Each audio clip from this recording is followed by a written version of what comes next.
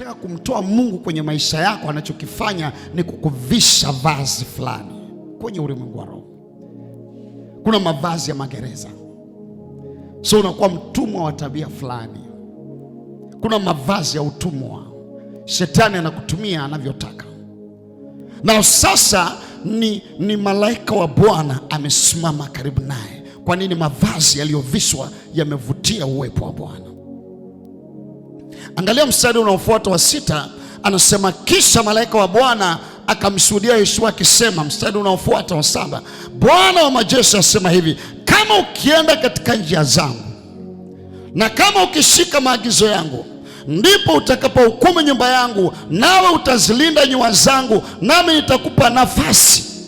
Nisema Bwana, kisha Bwana malaika wa Bwana akamshuhudia Yoshua akisema, Bwana wa majeshi asema hivi, kama mkienda katika njia zangu na kama ukishika maagizo yangu, ndipo utakapohukumu nyumba yangu, nawe utazilinda nyua zangu, nami nitakupa nafasi ya kunikaribia kati ya hao waliosimama karibu.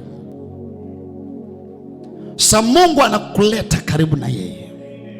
Mungu atakutumia. Nataka ujue Mungu anataka kukutumia kufanya mambo makubwa.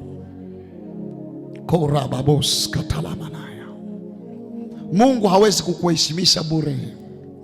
Anakuheshimisha kwa kusudi. Yesu akasema, mtu akinitumikia, alipo mtumishi wangu ndipo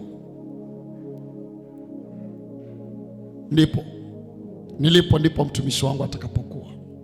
Anaendelea kusema hapa ya kwamba mtu akinitumikia, Baba yangu atamheshimu. Baba wa mbinguni atakuheshimu. Nilikuwa nikisoma katika Isaya, mahali ambapo tulitoa neno la kinabii, Isaya 61. Andiko anasema mstari wa 4, Isaya 61 mstari wa 4. Maandiko anasema, nao watajenga mahali pakale palipoharibiwa. Hawatajenga tu kwa nguvu zao. Hao watu watawezeshwa na Bwana. Watapajenga mahali palipoharibiwa. Watapainua mahali palipokuwa ukiwa zamani. Watatengeneza miji iliyoharibiwa, mahali palipoachwa kizazi baada ya kizazi.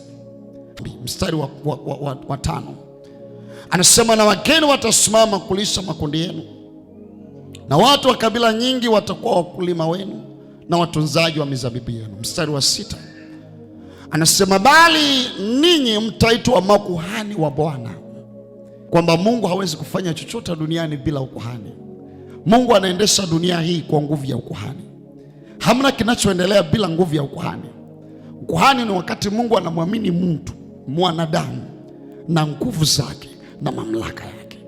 Ndio sababu hauwezi kuwa kuhani kama sio mtu wa kudeal na damu. Yesu kuhani mkuu, unamwona akideal na damu hadi akafika kipindi ambacho alitoa damu yake kama sadaka. Kuhani.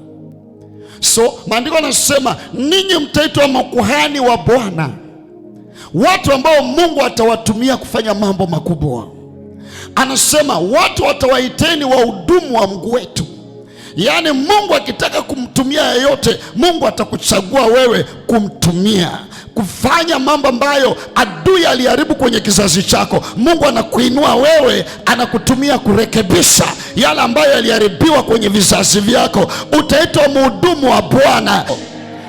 Sema amina iliyo hai. Anasema mtakula utajiri wa mataifa na mtajisifia katika utukufu wao.